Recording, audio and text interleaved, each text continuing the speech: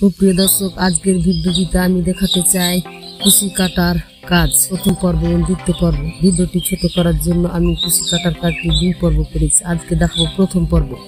দেখতে পাচ্ছেন এখানে আমি একটা মোটা হুক ব্যবহার করেছি, সেই জন্য আমি মোটা উল জাতীয় সুতা ইউজ করেছি। আপনি যে রকম সুতা ব্যবহার করবেন সেই রকম হুক ব্যবহার করতে পারবেন। মোটা হুক, চিকন হুক ব্যবহার করলে আপনাকে চিকন সুতা ব্যবহার করতে হবে। আপনি যদি কুশি কাটার কাজ শিখতে চান তাহলে আপনাকে 4টি জিনিস শিখতে হবে। প্রথমে 1 নম্বর হচ্ছে স্লিপ নোট দেওয়া, 2 নম্বরে হচ্ছে চেইন করা, 3 নম্বরে হচ্ছে সিঙ্গেল ক্রোশেট করা, 4 নম্বরে হচ্ছে ডাবল ক্রোশেট। প্রথমে দেখাবো আমি স্লিপ নোট দেওয়া।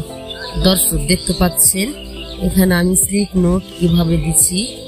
বাম হাতের মাঝের আঙুলের সাথে সুতাটিকে পাঁচিয়ে ডান হাতে 2 আঙুলের সাথে কাটাটিকে ধরলাম, 3 আঙুলের সাথে ধরে নেওয়ার পর স্লিপ নোট 2 ধরনের দেওয়া যায়।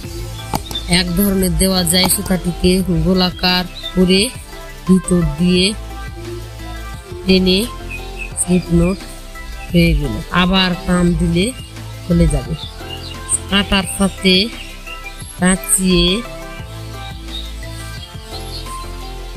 উল্টিয়ে কাটাটিকে উল্টিয়ে আবার সুতার সাথে পাঁচিয়ে স্লিপ নোট।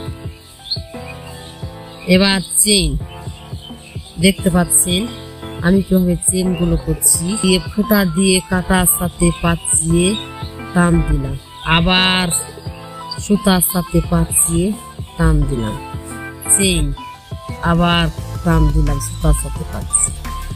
এগুলো সকলে করতে পারবেন। আবার স্লিপ নোট দেওয়া, আপনি সুতাটিকে গোল করবেন, গোল করে নেওয়ার পর কাঁটার সাথে টানবেন, টেনে দেখবেন স্লিপ নোট বা গিট দেওয়া হয়ে গেল। আবার চেইন দেখতে পাচ্ছেন চেইন কিভাবে আমি করছি। কাঁটার সাথে পাঁচিয়ে টান দিলাম, আবার কাঁটার সাথে পেঁচিয়ে টান দিলাম। দর্শক দেখতে পাচ্ছেন আমি কিভাবে চেইনগুলো কাঁটার সাথে কাঁচিয়ে টান দিচ্ছি।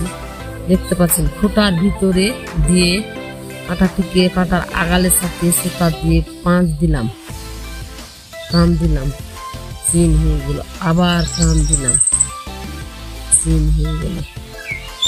দর্শক আজকের ভিডিওটি আমি এখানেই শেষ করতে চাই। দ্বিতীয় পর্বের আমন্ত্রণ রইল। সুস্থ থাকবেন, ভালো থাকবেন। আসসালামু আলাইকুম।